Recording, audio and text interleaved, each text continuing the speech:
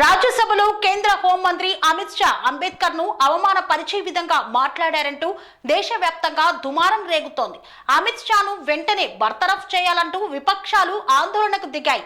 అసలు అమిత్ షా ఏమన్నారో ఇప్పుడు మనం చూద్దాం.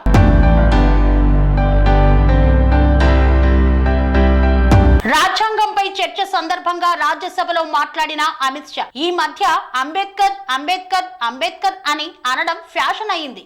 ప్రతిపక్షాలు తరచూ దేవుడి పేరు స్మరించి ఉంటే స్వర్గానికి చేరుకునేవారని కేంద్ర హోంమంత్రి అమిత్ షా అన్నారు. తాను మాట్లాడిన మాటలను వక్రీకరించారని అమిత్ షా బదులిచ్చారు. నేనెప్పుడూ అంబేద్కర్ కు వ్యతిరేకంగా మాట్లాడలేదు. నా వ్యాఖ్యలను కాంగ్రెస్ వక్రీకరించింది. ఆ పార్టీ అవాస్తవాలను ప్రచారం చేస్తుంది. నా స్పీచ్ ను ఎడిట్ చేసి ప్రజలకు షేర్ చేస్తోంది. నా స్పీచ్ మొత్తం వినాలని ప్రజలకు విజ్ఞప్తి చేస్తున్నాను అన్నారు. అప్పుడు నిజమేంటో అర్థమవుతుందని అమిత్ షా పేర్కొన్నారు. కలలో కూడా అంబేద్కర్ ను కించపరచని పార్టీ నుండి తాను వచ్చానని చెప్పారు. తన స్పీచ్ ను ఎడిట్ చేసి సర్క్యులేట్ చేస్తున్న కాంగ్రెస్ పై చట్టపరమైన చర్యలు తీసుకుంటానని తెలియజేశారు. అంబేద్కర్ का नाम लेते हैं, अंबेडकर का नाम अभी 100 बार ज्यादा लो, परंतु साच अर्थ में अंबेडकर जी के प्रति आपका भाव क्या है ये मैं बताता हूं. मान्यवर, अंबेडकर जी को देश की पहली कैबिनेट से इस्तीफा क्यों दे दिया? अंबेडकर जी ने कई बार कहा कि अनुसूचित जातियों और जनजातियों से हुए व्यवहार से मैं असंतुष्ट हूं. सरकार की विदेश नीति से मैं असहमत हूं और आर्टिकल 370 से मैं असहमत हूं. इसलिए वो छोड़ना चाहते थे. उनको आश्वासन दिया गया, आश्वासन पूरा नहीं हुआ. उन्होंने इग्नोरेंस के चलते इस्तीफा दे दिया. और एक श्री BC रॉय ने पत्र लिखा कि अंबेडकर और राजा जी जैसे दो महानुभाव मंत्रिमंडल छोड़ेंगे तो क्या होगा. तो नेहरू जी ने उनको जवाब में लिखा है, राजा जी के जाने से तो थोड़ा बहुत नुकसान होगा, अंबेडकर के जाने से मंत्रिमंडल कमजोर नहीं होता है.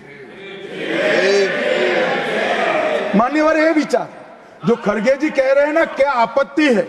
जिसका विरोध करते हो उसका वोट के लिए नाम देना कितना उचित है?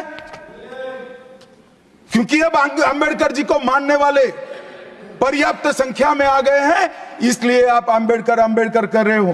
मान्यवर, मुंबई के मेयर ने एक पत्र लिखा था कि मऊ में अंबेडकर जी का स्मारक बनाना चाहिए. मऊ में जो अंबेडकर जी का जन्म स्थान था, सुझाव लिखा. उन्होंने कहा आमतौर पर स्मारक निजी पहल से बनाने चाहिए. यदि सरकार किसी प्रकार की सहायता करती है तो वो उचित नहीं होगा. उनके कितने स्मारक बने साहब? कोई स्मारक अंबेडकर जी का नहीं बना, देश भर में नहीं बना. अंबेडकर जी के स्मारक कब बने? जब भारतीय जनता पार्टी सत्ता में आई, तब मऊ में डॉक्टर अंबेडकर के जन्म स्थान पर स्थानक बना. लंदन में अध्ययन करते थे, वहां स्मारक बना. नागपुर में शिक्षा दीक्षा वहां बना. दिल्ली में महापरिनिर्वाण स्थल पर बना और मुंबई में चैत्य भूमि में भी बन रहा है. हमने 5 तीर्थ बनाए महामानव. स्वामी बोधानंद गोसेवा आश्रमम सैथापुर. జ్యోతిష్యం, వాస్తుశాస్త్రం మన పూర్వీకులు మనకిచ్చిన వరం. దుర్గాదేవి, కాలభైరవ ఉపాసనతో వాక్సిద్ధి పొందిన శ్రీ శ్రీ బోధానందగిరి స్వామివారు మీకు ఎలాంటి సమస్యలున్నా, వాటిలో ముఖ్యంగా ధన నష్టం, ఆరోగ్య నష్టం, భార్యాభర్తల మధ్య గొడవలు, ప్రేమించుకున్న వారు దూరం అవడం, ఎన్ని సంబంధాలు వచ్చినా పెళ్లి ముడి పడకపోవడం, రోడ్డు ప్రమాదాలు, అప్పుల బాధలు, వ్యవసాయంలో నష్టాలు, పెద్దల మాట పిల్లలు వినకపోవడం, ఆరోగ్య శాంతి, గృహశాంతి, మనశ్శాంతి లేకపోవడం, ఇలాంటి సమస్యలు ఉన్నట్లయితే ఒక్కసారి స్వామీజీని కలవండి. మీ సమస్యలకు తగిన పరిష్కారాన్ని పొందండి. అంతేకాక అన్ని రకాల వ్యాధులకు గోపంచగవ్య మరియు మూలికా వైద్యం చేయబడును. నమ్మకంతో రండి, ఆయురారోగ్యాలతో వర్ధిల్లండి. మా అడ్రస్ स्वामी बोधानंद గోసేవ ఆశ్రమం, సైదాపూర్, వీరభద్రస్వామి గుడి దగ్గర, యాదగిరి గుట్ట. సంప్రదించవలసిన నెంబర్ 9849213754 మరియు 9618034138.